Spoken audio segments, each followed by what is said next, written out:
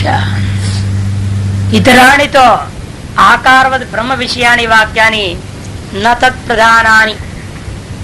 अन्य जो वाक्य हैं सगुण ब्रह्म कथन करने वाले, आकारवान वाक्य, आकार को कथन करने वाले वह ब्रह्म विषयक वाक्य, वे तो अतत् प्रधानानि, वह ब्रह्म प्रधान नहीं माना जाएगा। क्यों?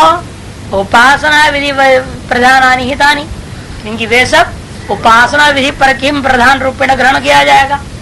तेषु असति विरोधे यथाश्रुतमाश्रितव्यम्, उनमें जहां कहीं निर्गुण वाक्य भी आगे कहीं कहीं पर बीच में समझाने के लिए, तो वह जो विरोध नहीं हो जहां, उनको तो यथाश्रुत अर्थ भी लिया जा सकता है,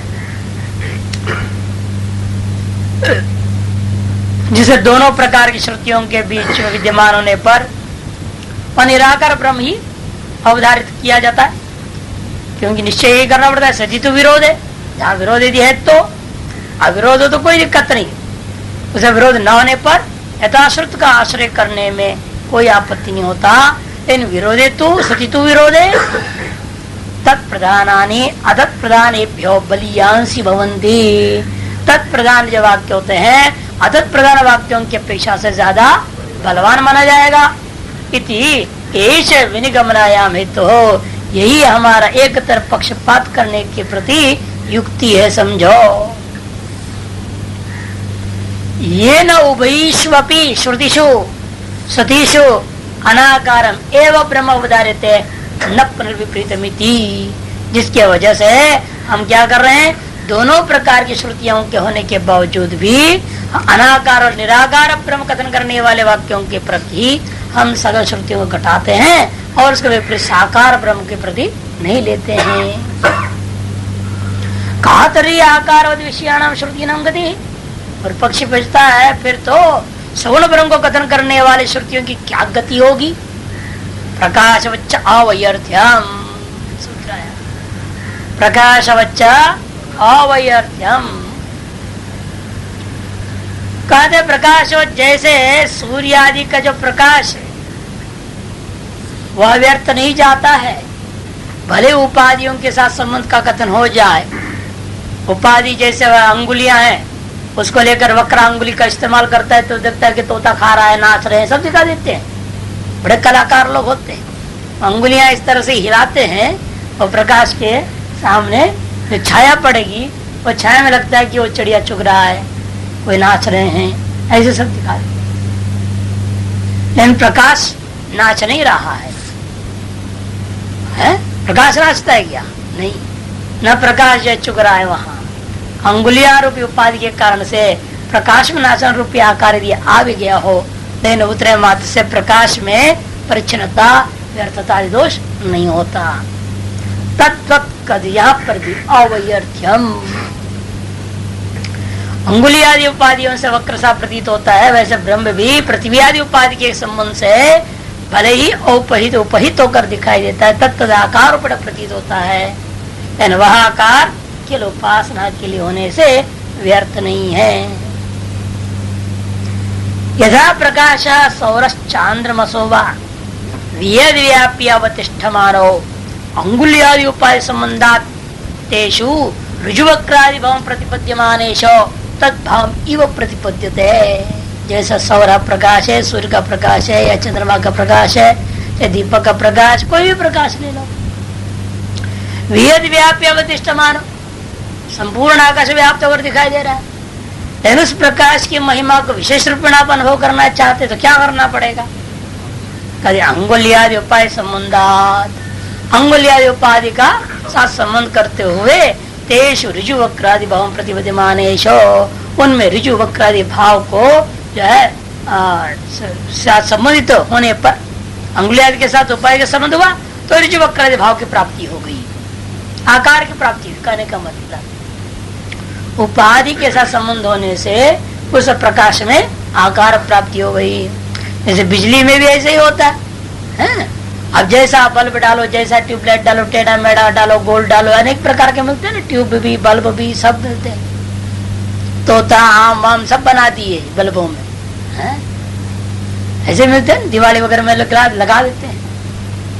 अनेकों प्रकार के अनेकों चीजें उस ऊपर के प्लास्टिक की होती है, अंदर से जो है प्रकाश तो वही है, बिजली तो वही है, इन उपाधि संपर्कात जो है विभिन्न आकार को प्राप्त हुए किसान प्रतीत होता है। तद्भाव एवं प्रतिबद्धते एवं ब्रह्म अपी, इसी प्रकार से ब्रह्म भी क्या है, प्रतिव्याधि उपाधि संबंध के कारण से तत्तदाकारता एवं प्रतिबद्धते, प्रतिव्याधि आकार को प्राप्त हुए के समान प्रतीत होता है। तदालंबनो ब्रह्मण आकार विशेष उपदेश उपासनार्थ न विद्यते। इधर प्रतिव्याधि आलम्बन ब्रह्म का उपदेश भी क्यों किया आपने? प्रतिव्याधि आलम्बन ब्रह्म में आकार विशेष का जो उपदेश है वो किस लिए? कहते उपासनार्थ, उपासनाओं के लिए किया। अतएव न विद्यते, कोई विरोध नहीं होता। एवं अवयत्यम आकार ब्रह्म विषयाणाम अपि वाक्यानाम भविष्यति, इस प्रकार से आकार ब्रह्म विषय वाक्य भी कभी व्यर्थ नहीं होंगे। नहीं वेद वाक्यानां कस्यचित् अर्थवत्तम कस्यचित् अनर्थवत्तम इति युक्तम प्रतिबद्धम, क्योंकि हमारे यहाँ किसी भी वेद वाक्य को अर्थवान है ये वाक्य और वो वाक्य अनर्थवान है ऐसा नहीं होता, सभी वाक्य अर्थवान है। लेकिन सब मोक्ष रूपी अर्थ के लिए है क्या, वो एक अलग बात। धर्म अर्थ का मोक्ष के लिए चारों के लिए अलग अलग प्रकार की वाक्य दे, मोक्ष दृष्टिया भले का दो सब व्यर्थ है, लेकिन अपने आप में प्रत्येक वाक्य विभिन्न फलों के लिए उपयोग होकर के सार्थक ही होता है।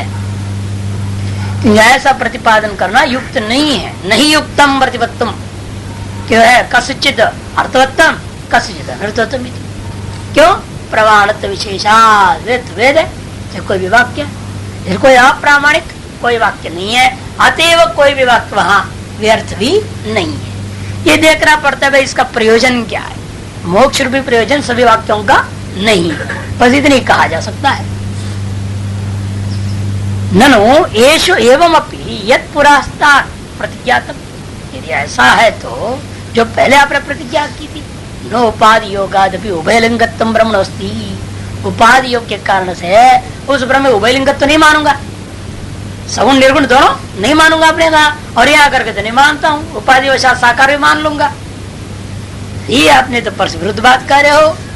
कहते नहीं, कहते हैं तद विरुद्धते चेत नेति ब्रह्म, आपका कथन परस विरुद्ध हो गया। कहते विरुद्ध नहीं हुआ है। अरे तुम जो झगड़ा कर रहे थे किस बात पे? दोनों स्वाभाविक कह रहा था, तो उसको हमने मना। उभयलिंग स्वाभाविक नहीं है ब्रह्म में, और उपाधि से ये संबंध से आया हुआ चीज को भी स्वाभाविक मान रहा था जबरदस्ती। हम कहते उपाधि से आया हुआ चीज स्वाभाविक नहीं होता, जो आया हुआ है वो मिथ्या है।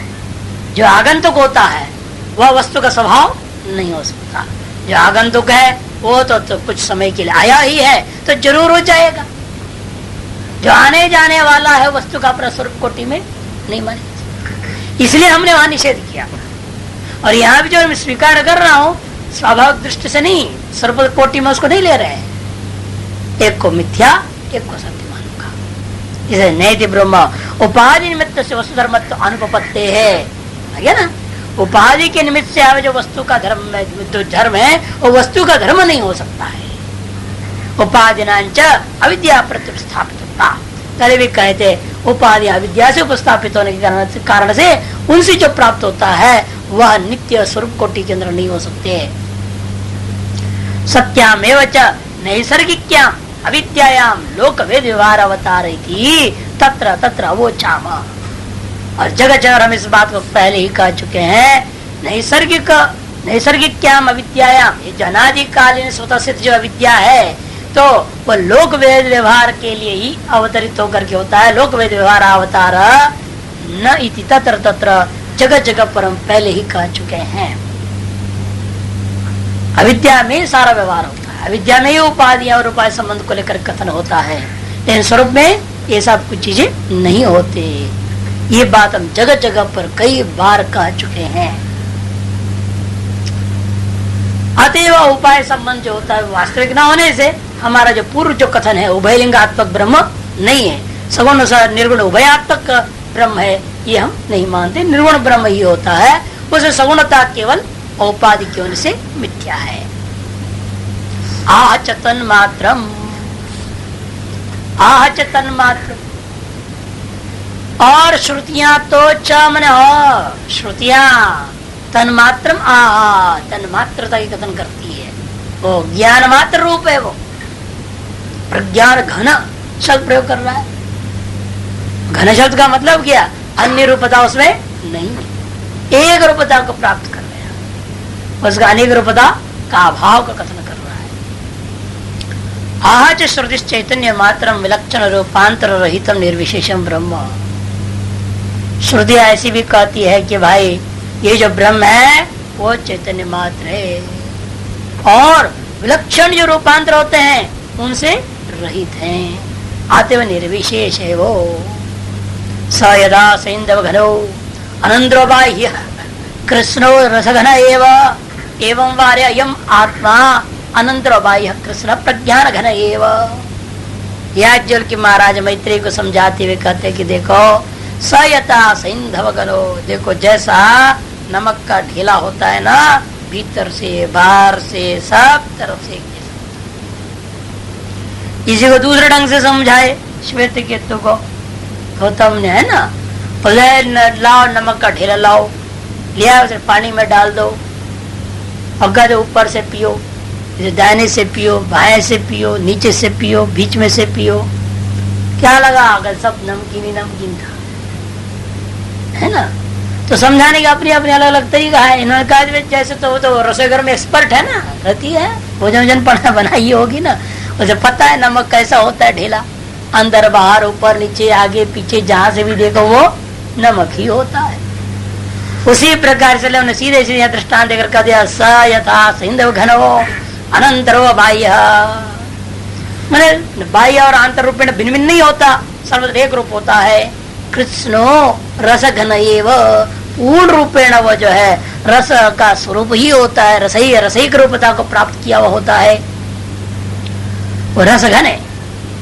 वैसे ही कहते ये आत्मा बाह्यांतर भेद रहित होकर के, बाह्यांतर भेद रहित होकर के जिस प्रकार से नमक का ढेला नमकीन ही था, सर्वत्र नमक ही नमक है, उसी प्रकार से बाह्यांतर सर्वभेद रहित होकर के अनंतरो बाह्य, बाह्यांतर सर्वभेद रहित होकर के अयम आत्मा, ये जो आत्मा कैसा है? कृष्ण प्रज्ञान घन एवं, पूर्ण रूपेण प्रज्ञान घन रूप ही है वो, प्रज्ञान एक रूप है, ज्ञान एक स्वरूप वाला है वो, अन्य रूप वाला नहीं। यह तो उत्तम भवती, यहाँ पर यह बात कहा जा रहा है, नास्यात्मनंतर बहिर्वा चैतन्यादन्य द्रुपमस्ति, इस आत्मा से भीतर या बाहर भेदे न चैतन्य को छोड़कर अन्य कोई रूप इसका नहीं है। चैतन्य में एवतु निरंतरम अस्य स्वरूपम, चैतन्य ही इसका सर्ववेद रहित स्वरूप है, माननी चाहिए। यथा सैंधव घनस्य अंतर्वैश्च लवण रस एव निरंतरो भवति न रसांतर तथैव इति। जिस प्रकार से जो नमक का ढेला अंदर बाहर सर्ववेद में रहित होकर के लवण रस रूप ही होता है, सर्वैक रूपता को प्राप्त होता है, उसी प्रकार से यहाँ पर भी समझे रसांतर रहित है वो, यहाँ भी रूपांतर रहित हो गया। दर्शेति चाथो अपि स्मर्यते, दर्शेति च अथो अपि स्मर्यते, अर्थात आदिशित्य श्रुति से निषेध मुक्त से भी निर्विशेष ब्रह्म को ही श्रुतियों ने दर्शाया है। अथ उतना ही नहीं, और भी स्मृतियां भी है दुनिया में, जो अनेक स्मृतियां भी इसी बात को कथन करती हैं। दर्शेति च श्रुति पररूप प्रतिषेधिनी व ब्रह्म निर्विशेषत्वा, श्रुति जो साफ साफ दर्शा रही है पर रूप का प्रतिषेध के द्वारा ही ब्रह्म का कथन करती है। क्यों? निर्विशेष होने से। अर्थात आदेशो नेति नेति, पृथ्वी आदि पंचम को निषेध कर दिया, मूर्तामूर्त सकल का निषेध कर दिया। अन्य देवता विदिता अथवा विदिता तधी क्या उपनिषद में विदित और अविदित मैंने कार्य और कारण सबसे परे है वो। विदित हो गया कार्य, अविदित हो गया कारण, इन सब से परे आत्मा है। ये तो वाचो निवर्तन्ते अप्राप्य मनसा सह इत्यमाद्या, क्योंकि जो भी कार्य कारण भाव जगत है उसको वाणी और मन से ग्रहण कर लेते हैं, लेकिन यह ऐसा तत्व है जो वाणी मन से विगृहित नहीं होता। अर्थ कार्य कारण भाव रहित है, सर्व विशेष रूप रहित है। वाणी का विषय और मन का विषय वो होता है जो विशेष रूप वाला होता है। निर्विशेष है उसको वाणी मन का विषय बना नहीं सकते हैं। इस विषय में श्रुति में ही आई हुई कथा को दे रहे हैं। बाष्कलिना च बाध्व पृष्ठ, बाष्कली ऋषि नाम के थे, उनके द्वारा बाध्व पृष्ठ, बाध्व महर्षि को उन्होंने पूछा। सन अवचने नहीं वो ब्रह्म प्रोवाच श्रूयते, ये श्रुति में सुनने को मिला। बिना कोई जबान खोले ही जवाब दे दिए। पूछा उसने और उन्होंने जवाब दिया। जवाब दिए तो कुछ बोले नहीं, कुछ बोले भी नहीं, अवचने नहीं, वो ब्रह्म प्रोवाच, ब्रह्म का कथन कर दिए। कैसा है वो प्रसंग? सहवाच अधिभो इति स तूष्णीं बभूव तम द्वितीय वा तृतीय वा वचन उवाच ब्रूमः खलु त्वं न विजानासि उपशान्तोऽयम् आत्मा। जय है बाष्कली महर्षि गए, बाध्य महर्षि के चरणों में बैठ करके कहे, स जो है बाष्कली ही उवाच कहे, अधिभो इति, मुझे ब्रह्म तत्व संबंधी आत्म तत्व संबंधी उपदेश प्रदान कीजिए। स तूष्णीं बभूव, बाध्य महर्षि मौन होकर चुपचाप बैठ। तम द्वितीय वा तृतीय वा, लेकिन वो बाष्कली दोबारा तीबार, महाराज कुछ तो बोलिए, कुछ तो उपदेश दीजिए। तीसरी बार बोला, तब देखे तो ये मूढ़ कुछ समझ ही नहीं पा रहा है, क्या करे हैं? तब जबान खोल के उन्होंने कह ही दिया, अरे ब्रूमः करो तुम तो न विजानासी, अरे मैंने तो जवाब दे दिया तुम्हारे प्रश्न का। अरे मौन रह करके जवाब दे दिया, हाँ बस वही उसका जवाब है। तुम समझ नहीं रहे तो मैं क्या करूं? तुम तो न विजानासी, तुम तो उसको समझे ही नहीं हो। क्यों? क्योंकि वो आत्मा का स्वरूप ही ऐसा, उपशांतो अयम आत्मा, तो शांत स्वरूप ऐसा है ना। सबको त्यागने पर, त्यागात शांति अनंतर, सबको त्याग है। मैंने वाणी को भी त्याग दो, मन को त्याग दो, अहंकार को त्याग दो, सबको। ये न त्यजति तदपि त्यज, अनुगीता मिश्रे कहते ये न त्यजति तद त्यज। जिससे सबको त्यागते हो उसको कोई नहीं त्यागता, समस्या ये होता है। अहंकार पर सबको त्याग दिया उसने, लेकिन उस अहंकार को त्यागता नहीं, मैंने सबको त्याग दिया, मेरे जैसा कोई विरक्त नहीं, वो अहंकार आ गया, सारा काम खराब हो गया। यह त्यजति तत्यज, इसलिए कहा अनुगीता में, उस बात को ध्यान रखना है। ये करें कि उपशांत स्वरूप वाले आत्मा है, उसके बारे में क्या पता है? जो प्रवृत्ति रूपा वस्तु होता है उसके बारे में वर्णन कर सकते हैं ना। जो प्रवृत्ति रूपा है, परिणाम स्वरूप वाला है, परिणामी तत्वों का विचार हो तो प्रकट किया जा सकता है। उसका परिणाम कैसे कैसे हुआ, क्या क्या हुआ, वर्णन किया जा सकता है। जैसे आप आए हैं तो वर्णन कर सकते हैं ना, कैसे आए यहाँ। किसी भी प्रकार की क्रिया हो तो क्रिया को लेकर के कारकों का संबंध होता है। कारका नाम क्रिया ही समवेती, नियम है। कारकों का क्रिया के साथ समन्वय होता है, और इसलिए कहीं भी कुछ भी क्रिया के बिना जो है ना, कोई कारक का उद्भव ही नहीं हो सकता। कारकों का कथन क्या कर,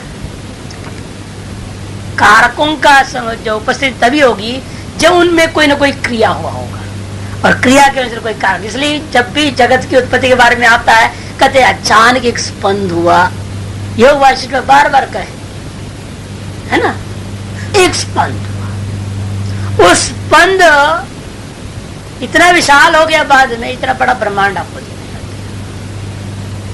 वो स्पंद क्यों हुआ, कैसे हुआ है, किसने की, इसका कोई जवाब नहीं, हुआ ही नहीं ना। अब जगत है, जिसको दिखाई दे रहा है उसको समझाने के लिए कहना पड़ता है। जिसको दिखाई दे रहा है नदी में लहर, केवल जल नहीं दिख रहा है, उसको क्या कहें, कहना पड़ेगा ना। कभी ने किसी ने कभी हुआ, कैसे हुआ मत पूछो। एक पत्थर किसने डाला था तभी तो लहर हुआ। ये तो लहर कहां से तुमको दिख रहा है? तो जल है, लहर कहां है? लहर तो है नहीं। जल ही है, लेकिन तुमको लहर दिखाई दे रहा है ना। इसे हमें कहना पड़ रहा है कि किसी ने कभी समुद्र में बड़ा पत्थर डाला होगा, वो आज तक लहर उठ ही रहा है, उसे बंद ही नहीं हो पाया।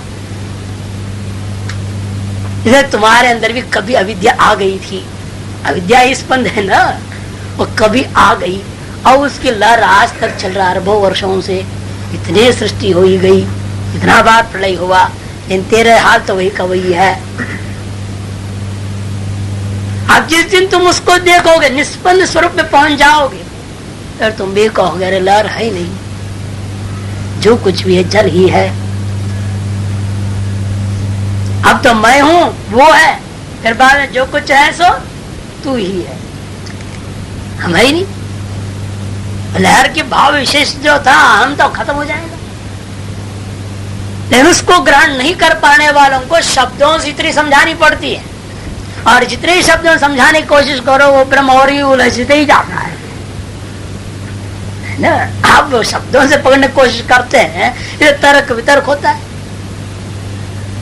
अब ये चीज ही ऐसा है कि मौन पूर्वक के बताने वाली चीज, गुरोस्तु मौनम व्याख्यानम है, छिन्नस्तु सर्व संशया, है ना, सारे संशय शिष्यों में खत्म हो जाते। अब लेकिन सुनना चाहते लोग, क्या करें ब्रह्म के बारे में, इसलिए हम लोगों को शास्त्रों के आधार पर सुनाना पड़ता है। और ब्रह्म के बारे में जो सुनना चाह रहा है ना, क्या करें,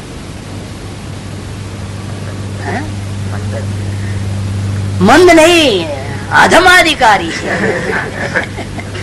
मंदाधिकारी भी ध्यान मग्न हो जाता है नहीं। आज इसलिए दर्शेती जा, इसलिए कहते तथा स्मृतिष्वपि, जिस प्रकार श्रुतियों में उसी प्रकार स्मृतियों में भी पर प्रतिषेधे नहीं वह उपदिश्यते, पर स्वरूपों का प्रतिषेध के द्वारा ये उपदेश भी किया। ज्ञेयं यत् तत् प्रवक्ष्यामि यज्ञाप्तामृतमश्नुते अनादिमत् परम ब्रह्म न सत्तन्न सदुच्यते। देखो उसको सत्य भी न समझना, उसको सत्य भी नहीं, पर स्वरूप क्या है, सद्रूप और असद रूपा जगत है, वो सद सद उभय रूप से रही तो ब्रह्म है कह दिया। अनादिमत परम ब्रह्म, अनादिमत सबसे निरतिशय है, वही की है जिसको मैं तुम्हें कहूंगा, जिसको जानने के बाद तुम अमृतत्व को प्राप्त करोगे, ऐसे गीता जी में कहा।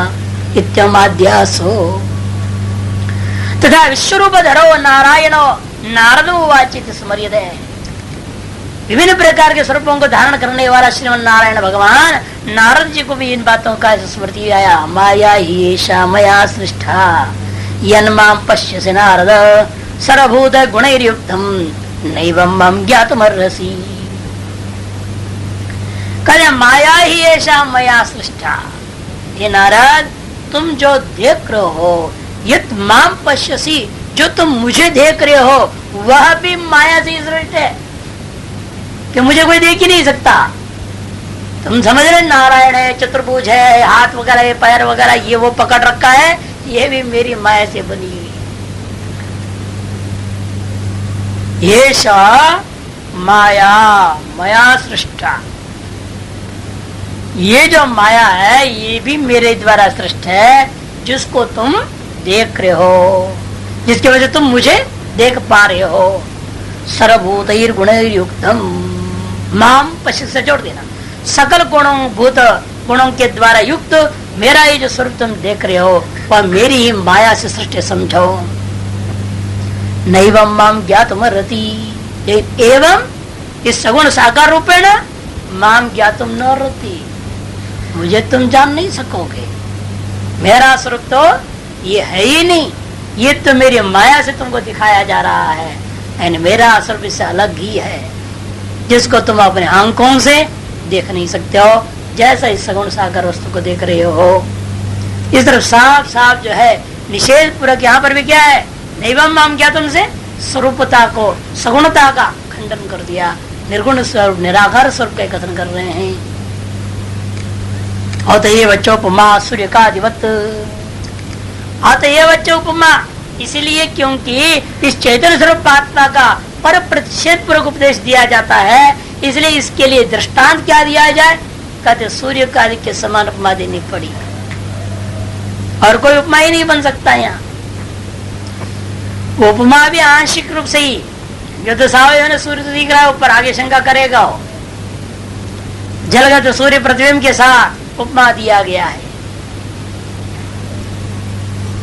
यदेव चयम आत्मा चैतन्य रूपो,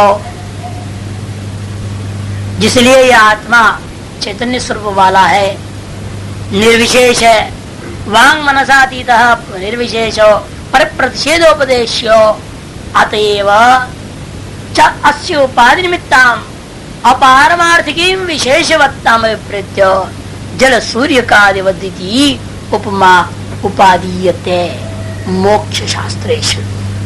इसलिए मोक्ष शास्त्रों में, उपनिषदों में विशेष रूपेण क्या किया? वह जिसलिए आत्मा चैतन्य रूप है, निर्विशेष है, वांग मनसातीत है, पर प्रतिषेध के द्वारा ही केवल उपदेश है ना। व्यतिरेक मुख से ही उपदेश हो सकता है, इसका पर प्रतिषेध द्वारा ही हो सकता है। उसका स्वरूप है ना, उपदेश हो ही नहीं सकता इस चीज का। अतएव इसीलिए ही अस्य उपाधि निमित्ताम अपारमार्थ्य, इसके उपदेश यदि आपको अन्वय मुख से भी कथन करना चाहेंगे तो औपाधि की आधार पर ही हो सकता है। कहते इसलिए उपाधि में जो अपारमार्थिक विशेषवत्ता है उसको मन में रख करके जल सूर्य का आधिपत्य इस प्रकार से उपमा को मोक्ष शास्त्रों में ग्रहण किया गया है। यथा ययम ज्योतिरात्मा विवस्वान अपो भिन्ना बहुधई को अनुगच्छन उपाधिना क्रियते भेद रूपो देव क्षेत्र स्वयं अजो अयम आत्मा इति। यथा ही अयम ज्योति ही आत्मा विवस्वान, जिस प्रकार से प्रकाश रूपा ये कौन है? सूर्य।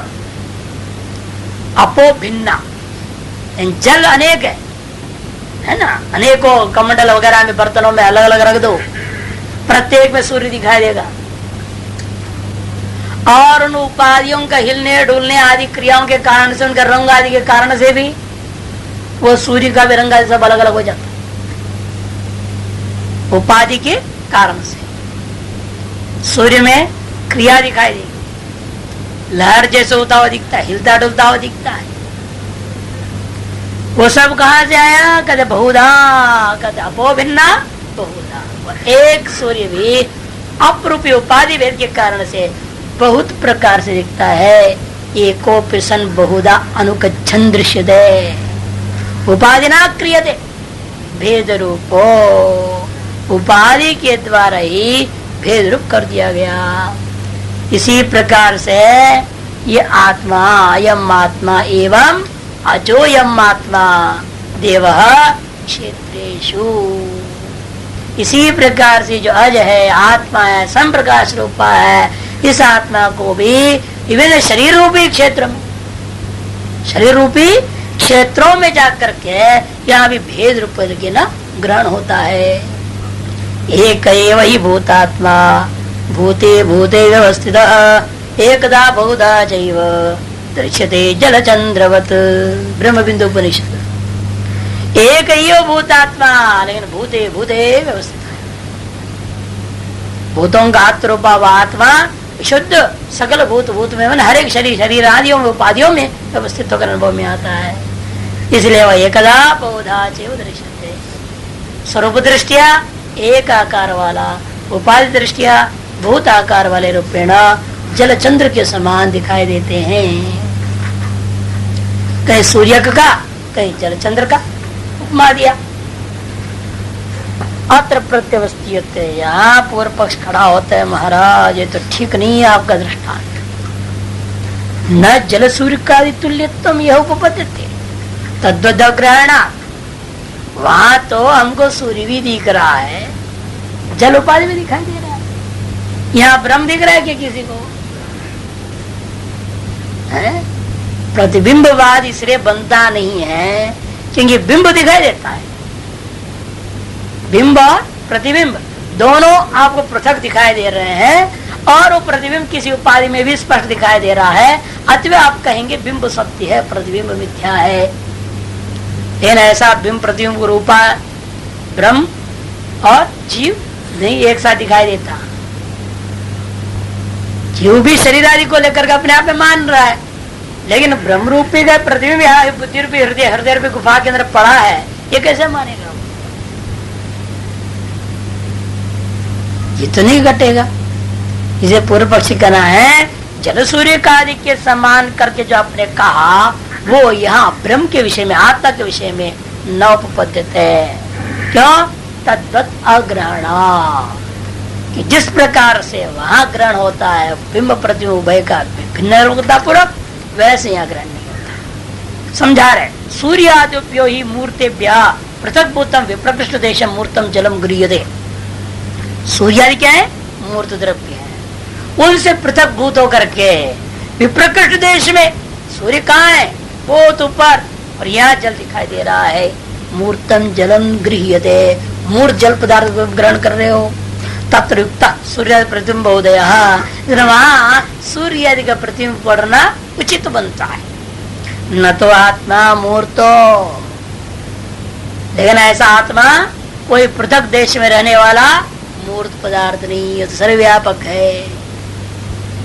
जहाँ प्रतिबिंब है वहां भी ब्रह्म है, जो प्रतिबिंब है वो भी ब्रह्म है ना? कहाँ ब्रह्म नहीं है?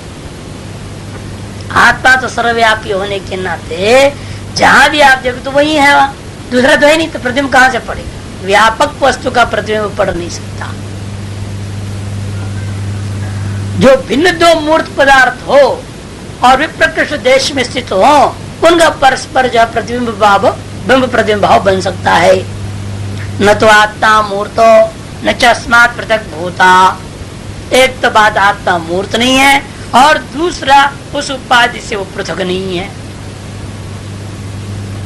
विप्रक्ष देशाश्च उपाधय, लेकिन देखना क्या मिलता है संसार में?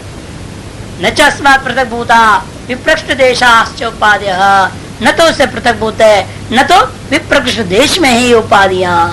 क्यों? क्योंकि वो आत्मा सर्वगतत्वात् सर्व अनन्यत्वाच्च, एक तो सर्वगत भी है और सबसे अभिन्न नहीं है, कि सभी वही कल्पित वही है, अन्यत्र ही नहीं। इसे अत्यंत अभेद ही है इनका। तस्मात् अयुक्त अयम दृष्टान्त, इसलिए ये जो दृष्टांत है वो बिल्कुल अयुक्त है। अत्र प्रतिविधीयते, इसके जवाब में कथन करते कि नाई भाई, वृद्धि ह्रास भाक्तम अंतर्भावादुभय सामंजस्यादेवम। अरे दृष्टांत दाष्टान्त को आप जो है पूर्ण रूप में घटाना चाहते हो, फिर तो दृष्टांत दाष्टान्त में भेद ही खत्म हो जाएगा।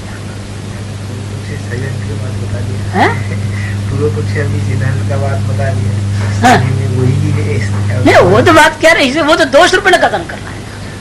वो तो दोष रूप इसलिए कथन करे कि इसी वजह से बिंब प्रतिबिंब नहीं बन सकता, ये कहना चाह रहा है। जिसने सर्वव्यापक सर्वानंद है, अतएव उसका प्रतिबिंब नहीं हो सकता। वो दूसरे ढंग से दोष दे रहा है ना, दोष देने के लिए आपके सिद्धांत को पकड़ा है वो।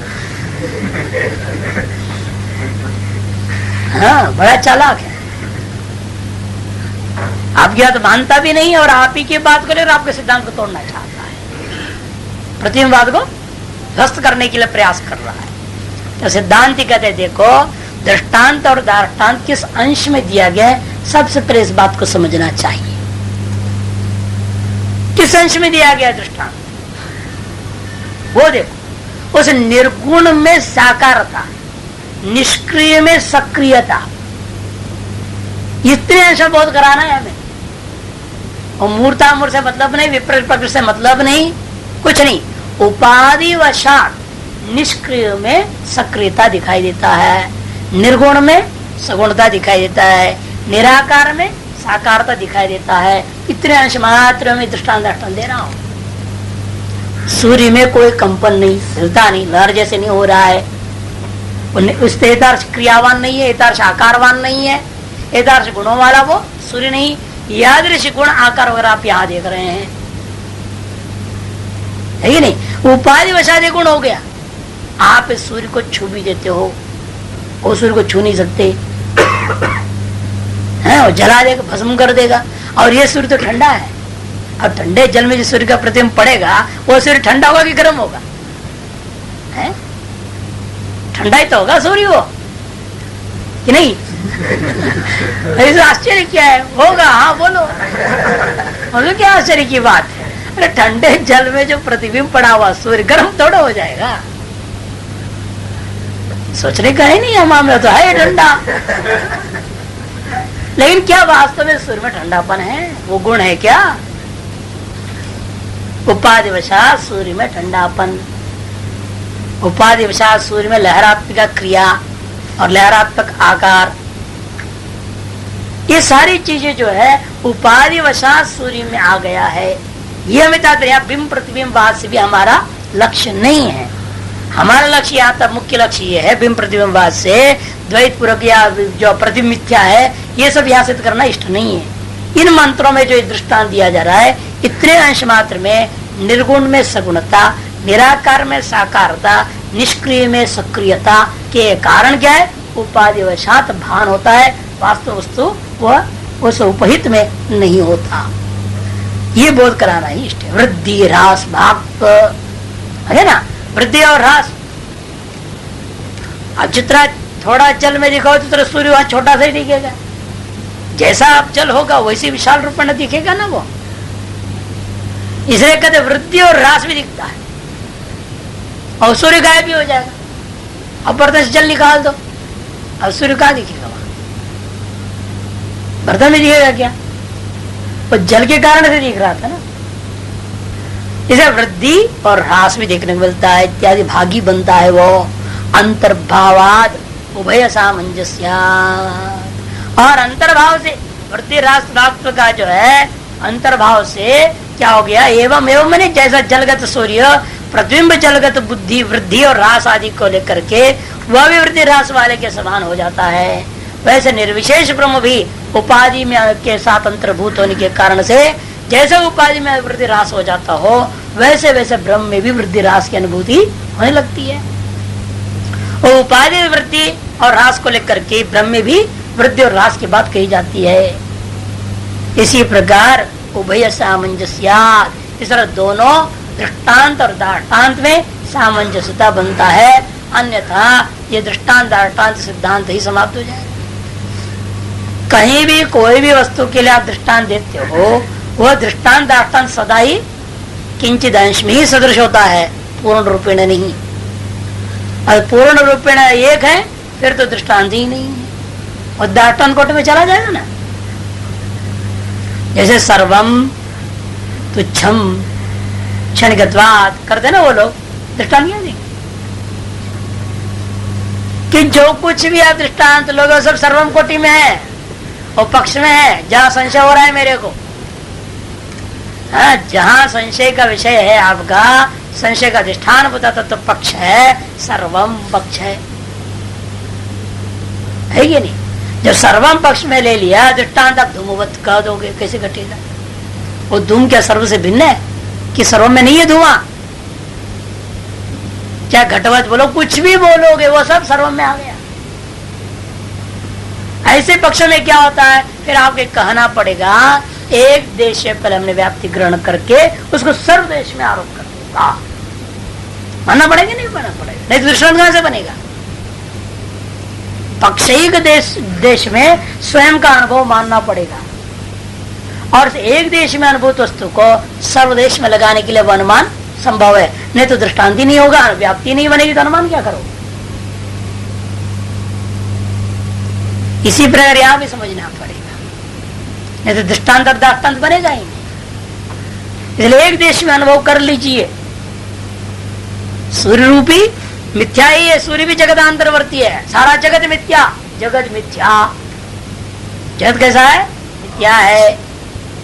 दृश्यत्वात् जल सूर्य का अधिवत, ऐसे कह दिया। स्वप्रवत, और स्वप्न का है जगत से बाहर है क्या?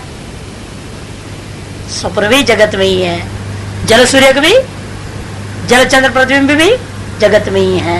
लेकिन जगदीक देश में आपने अनुभव करके देखा, उपाधि के वशात जो दिखाई देता हो किसी उपहित वस्तु में, उपाधि वशात दिखा हुआ सारा वस्तु उस उपहित में मिथ्या होता यथा तथा ये जगत भी मिथ्या है। जैसे वो दृश्य होता है वैसे ही दृश्य है, जैसे वो परिच्छिन्न है वैसे भी परिच्छिन्न है। इतने अनेक हेतु अंशित्वाद परिच्छिन्नत्वाद अनेक हेतु के द्वारा खंडन करते हैं। उन सभी स्थलों में ही करना पड़ता है।